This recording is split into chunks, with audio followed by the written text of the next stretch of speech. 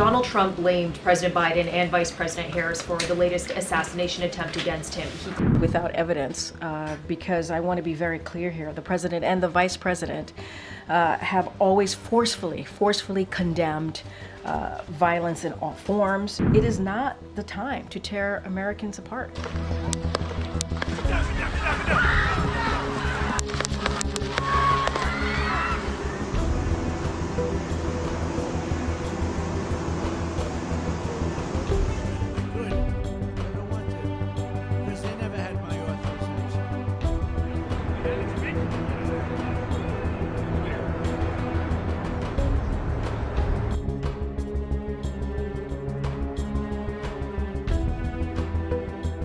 Without evidence, because I want to be very clear here, the president and the vice president have always forcefully condemned violence in all forms. It is not the time to tear Americans apart. Karine, Donald Trump blamed President Biden and Vice President Harris for the latest assassination attempt against him. He claimed without evidence that their rhetoric is causing him to be, quote, shot at. How is the White House responding to those comments? Well, I love that you added without evidence, because I want to be very clear here. The president and the vice president have always forcefully condemned violence in all forms, including political violence, and we certainly have never encouraged any violence in any way. If anything, this is a president and a vice president has been pretty forceful about that, you know, when it comes to differences in issues and policies, we believe that there should be a conversation. There was a debate just last week, right? There should be a conversation and back and forth about that, a healthy conversation. And it's crucial that we do that. And the president has also said, when it comes to, you know, violent rhetoric, we got to bring the temperature down. You heard that directly from this president.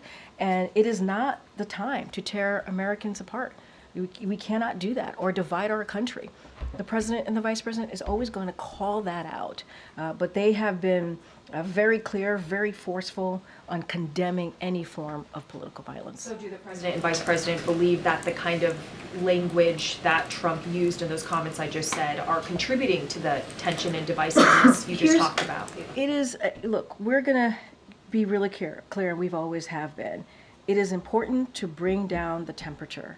To bring that temperature down of that political violent rhetoric. We've been very clear about that.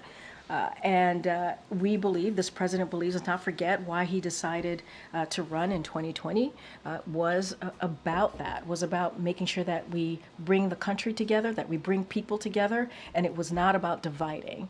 And so we're going to continue to be very clear about that. We're going to continue to call that out. And they did, January 6th. The president and the vice president called that out. When Paul Pelosi was attacked because of political rhetoric, violent rhetoric, we called that out. And when the first incident happened a couple weeks ago, the Butler, after that aftermath, the president called that out as well. And so he's very consistent. He thinks both sides should be very clear about that. It's not just the president or the vice president. Every leader, national leader, or any leader in this country should be calling out political violence and bringing the country together, not dividing it. Just to be clear, just to clarify, so Sure. You're saying that the president and vice president believe that former President Donald Trump should be toning down his rhetoric? So I'll say this. President Biden has been clear-eyed about the threat that the former president represents to our democracy. He's been clear-eyed about that. From his role, let's not forget, from his role of January 6th, where he refused to accept the outcomes of free and fair elections. Look what happened on that day. Some of you were there at the Capitol. Some of you have colleagues who were there at the Capitol, reported and saw what happened. 2,000 angry people went there to try to overturn a free and fair election. And so it's not going to stop the president and the vice president to call out, to continue to strongly call out, you know, when it comes to protecting our democracy. We have to be forceful about that.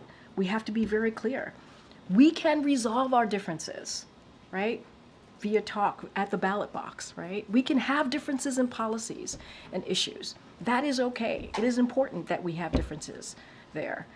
But when it comes to political violence, we have to condemn it.